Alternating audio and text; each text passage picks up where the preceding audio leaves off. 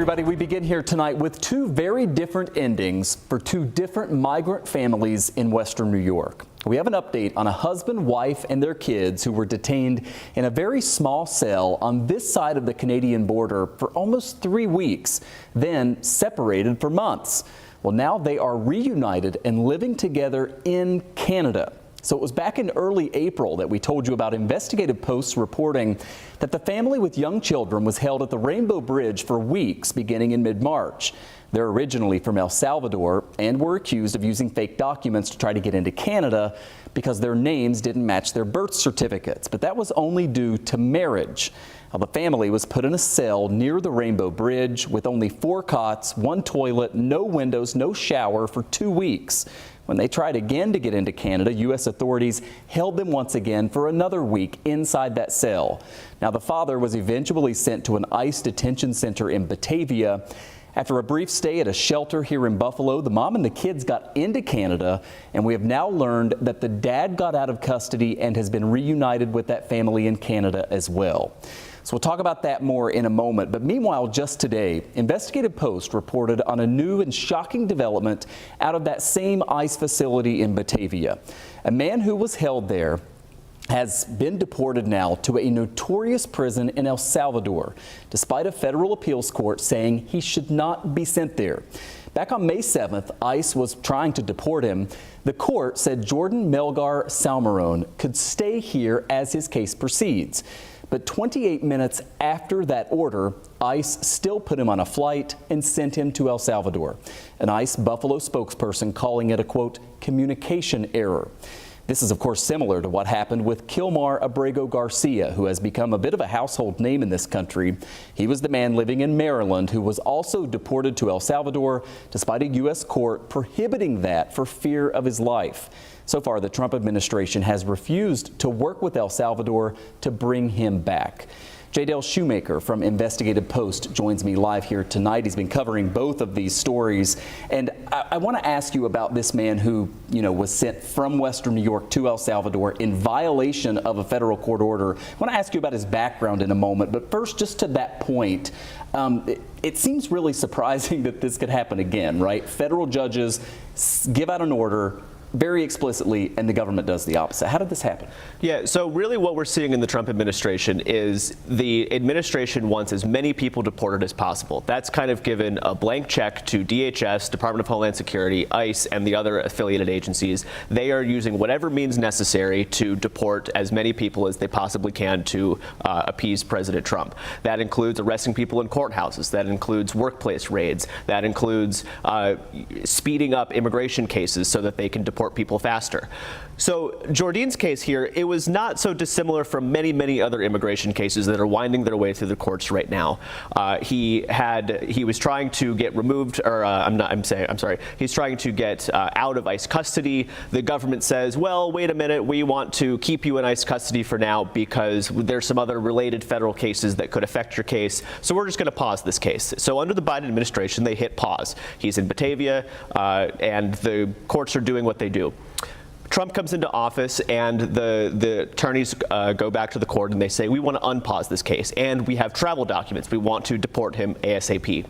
The government essentially tells a panel of federal judges, these travel documents are good through May 9th. That means we'll give you until May 8th to do what you're going to do with this case. Afterwards, we're getting rid of this guy. So the guy's attorney files a motion saying, hey, wait a minute, let's keep him here while this court case plays out. The judges on May 7th, 2 days before the deportation date that was originally scheduled, the judges agree. They say, yes, this guy can stay in ICE custody in Batavia until his case is done. Well, not 30 minutes after that ruling came down, he was on a plane to El Salvador. Now, the government and ICE are going. The ICE and the courts are going back and forth. The judges are issuing many, many questions in court papers saying, "How did this happen? Who knew what when? What happened on this timeline and that timeline?" And ICE is attempting to answer those questions. However, they have not yet answered the key question, which is, why was this deportation flight? Why was this man deported on May 7th instead of May 9th? I want to ask you a little bit about his background, because a lot of people watching will say this guy entered the country illegally. He went through the process, and at some point he was likely to be deported, right? the issue here is that the judges said you can't do it this way right now, and they did it anyway. But what do we know about the guy's background? Yeah, the key point here is that this is a violation of due process. That's what advocates will tell you. That's what the man's attorney will tell you. That's the story here. His rights were violated. He had a right to be in this country while his case played out, and that was violated. He might have ended up being deported anyway. The facts of this case are that he, at one point as a child, entered the country illegally.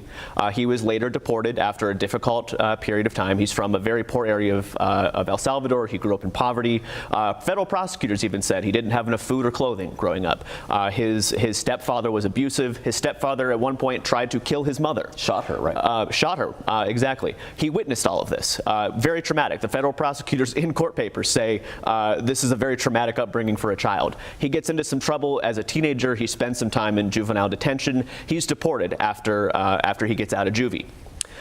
Well, after he is back in El Salvador, his stepfather, and this is according to his lawyer and to court papers, his stepfather is hunting him. So his option was either get killed by my stepfather, or I can go seek protection from the MS-13 gang. He falls in with the gang. He's with the gang for a while. They make him do various drug sales and other errand work, as it were. And eventually he escapes back to the U.S., quote unquote, seeking a better life. That's according to the prosecutors. Once he's back in the country, he has left the gang. Gang members catch up with him, and they beat him up. They beat him with a metal bat 26 times, kicking and punching him, really doing the works to him. And they say, okay, you're out of the gang. That's your punishment. We've beat you within an inch of your life, and now you're done. So he's out of the gang, and federal prosecutors say this in court. He has turned his life around. He's married. He's got kids. He's got a job. He's a quote-unquote religious family man now. He's a Christian.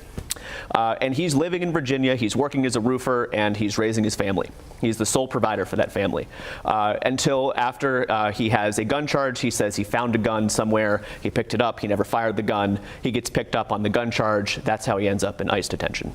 And prosecutors were saying all the way through that this is a good guy, judge, be lenient on him, that sort of thing. I really encourage everybody to read that full story at investigativepost.org. It is remarkable. I only have a little bit of time left, but I do want to transition to the story we mentioned off the top. This family right here, you've been following their story. They're all back together in Canada right now, right? Yes, they have been after a makeshift detention at the Rainbow Bridge, after ICE detention, after a stay in the shelter, after difficulty at the Canadian border, which by all accounts was just Canadian officials not understanding Spanish. They didn't understand how various documents were made and written in El Salvador. The lawyers have finally worked out the legal issues. They have been reunited in Canada. There is, however, a bittersweet ending to this story. In order to get out of ICE detention, Marcos, the man you see there, he had to raise a $12,000 bond to get released from Batavia. In order to do that, he relied on friends, family, etc. One of the people who helped him was his sister-in-law, who sold a car to help him raise that amount of money. He makes it over to Canada. Shortly thereafter, his brother is arrested by ICE. Again, investigativepost.org, you can read the story. So many of these stories, they are difficult ones. J. Dale Shoemaker, thanks so much for coming in. Have a good weekend. Thank you. Thanks.